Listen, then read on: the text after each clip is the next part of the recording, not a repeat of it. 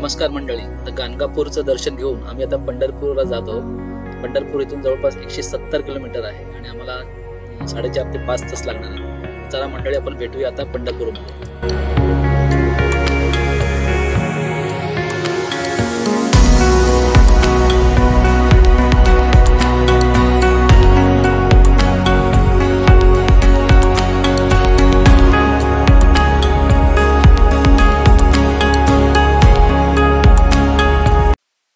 पाच तासाच्या प्रवासानंतर आम्ही फायनली संध्याकाळी 7:30 वाजता पंढरपूरला पोहोचलो आणि श्री विठ्ठल रुक्मिणी भक्त निवास या ठिकाणी आम्ही आता स्टे करणार आहोत.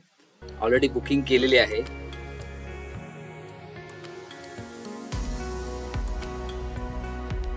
हे नवीन श्री रुक्मिणी विठ्ठल भक्त निवास नवीन बांधलेलं आहे. ते आहे किती सुंदर बांधलेलं आहे आणि छान त्याचं इन्फ्रास्ट्रक्चर पण खूप सुंदर आहे. रूम पण खूप मोठे मोठे रूम आहेत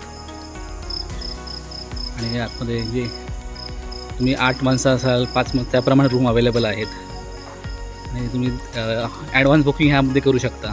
तुम्हाला मी माझ्या व्हिडिओमध्ये तुम्हाला मी लिंक शेअर करेन. यात्री.com म्हणून आहे, त्याच्यावर तुम्ही बुकिंग करता येऊ शकते किंवा तुम्ही इथे याला भरपूर रूम असल्यामुळे ना तुम्ही इथे येऊनसुद्धा बुकिंग करू शकता. परंतु काय ॲडव्हान्स बुकिंग केलेले केव्हाही चांगले असते. तुम्ही निर्धास्त राहता ट्रॅव्हलिंग करायला. खूप मस्त आहे, खूप छान आहे. स्टेज आहे, इथे खाली लॉन आहे. लॉनमध्ये पण तुम्ही वॉक करू शकता, थोडं खेळू शकता. हे छोटंसं एक रूम आहे आणि इथे हे 8 बेडचं एक रूम आहे आणि 5 बेडचं 4 बेडचं असे रूमसुद्धा अवेलेबल आहेत. आणि आम्हाला आता उद्या सकाळी लवकर उठायचं आहे आणि दर्शनासाठी जायचं आहे. तर मंडळी, उद्या आपण सकाळी लवकर भेटूया.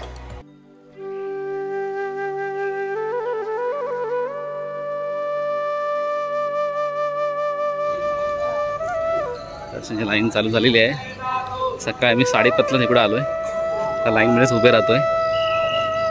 खूप सुंदर आहे. सगळे सफेद शर्ट, टोपी.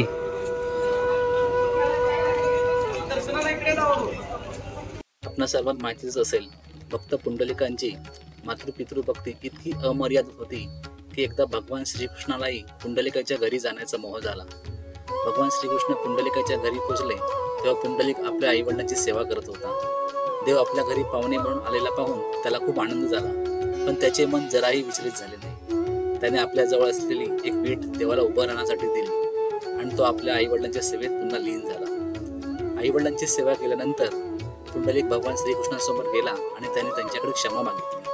त्याची मातृपितृ भक्ती पाहून भगवान श्रीकृष्ण खूप प्रसन्न झाले आणि त्यांनी पुंडलिकाला वरदान मागायला सांगितले. पुंडलिक म्हणाला, देव स्वतः माझी प्रतीक्षा करतात, तेव्हा मी आणखी काय मागू?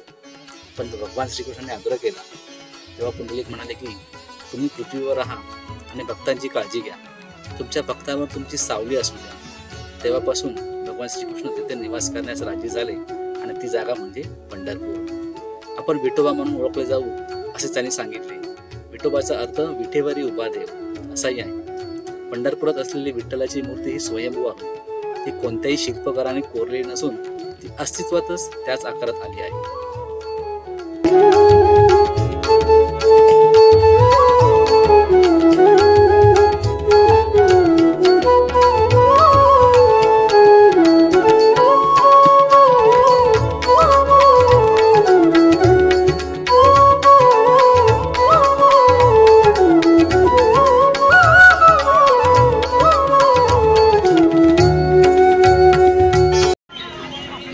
विठ्ठल रुक्मिणीचं दर्शन झालेलं आहे आणि छान, म्हणजे 1-1.5 तास आम्हाला लाईनमध्ये लागला.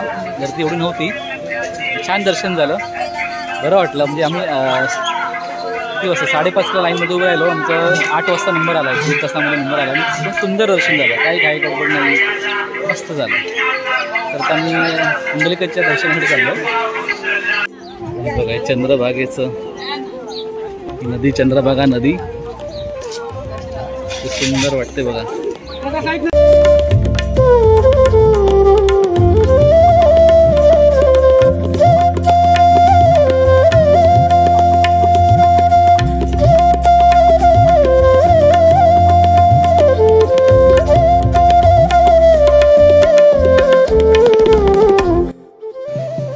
चंद्रभागा नदी.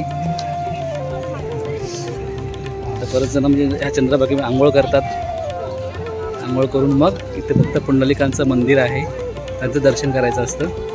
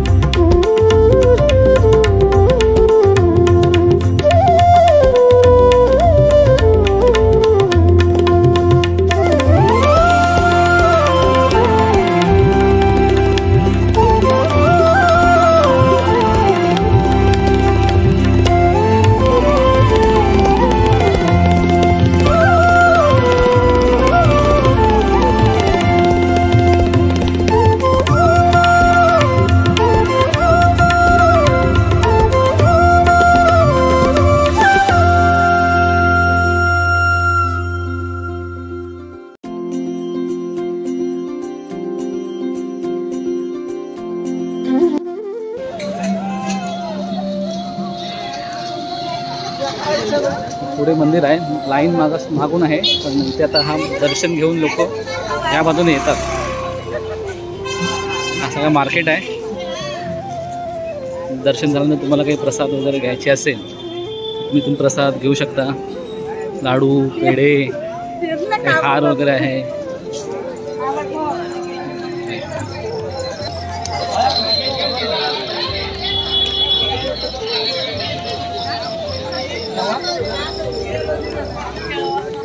गर्दी आहे, म्हणजे आज लक्ष्मीपूजा आहे, लक्ष्मीपूजन दिवाळीचं होतं. 1-1.5 तासामध्ये दर्शन होऊन जातं. इथेही भांडी आहेत.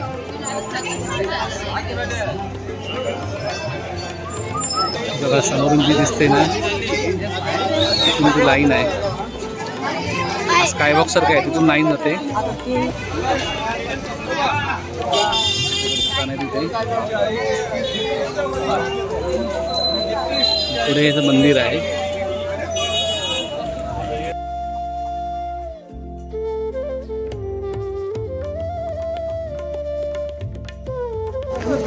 चंद्रभागेचं दर्शन झालेलं आहे, पुंडलिका मंदिराचं दर्शन झालेलं आहे. तर आता आम्ही जातोय जनाबाई यांचं मंदिर असेल किंवा विष्णुपद म्हणून काय आहे ते ठिकाण पाहायला जायचं आहे. हे संत जनाबाईंची भेट देण्याची जागा आहे, त्यांचं मंदिर आहे.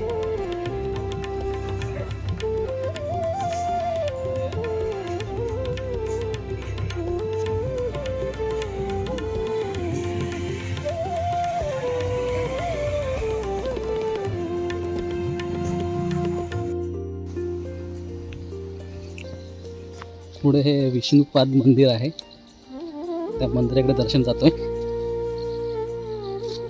नदीच्या किनाऱ्यावरतीच आहे.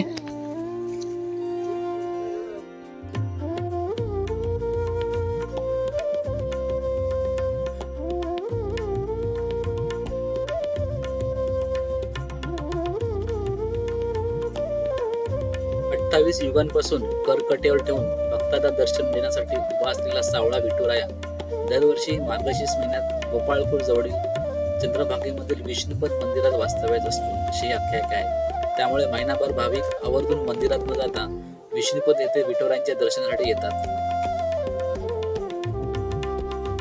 या मंदिराचे संपूर्ण बांधकाम हे पूर्णतः काळ्या पाषाणातील असून चारी बाजूला मोकळ्या कमानी आणि मध्यभागी भगवान श्री विष्णूचे जवळपास 3 ते 3.5 फुटांचे पाऊल आहे. या ठिकाणी देव गोपालक आणि आपल्या गायी समेत येऊन क्रीडा करीत असल्याच्या आख्यायिका असून येथील दगडावर अनेक ठिकाणी गायींच्या आणि गोपाळांच्या पायांच्या आकाराच्या खुणा दगडात तयार झालेल्या आहेत.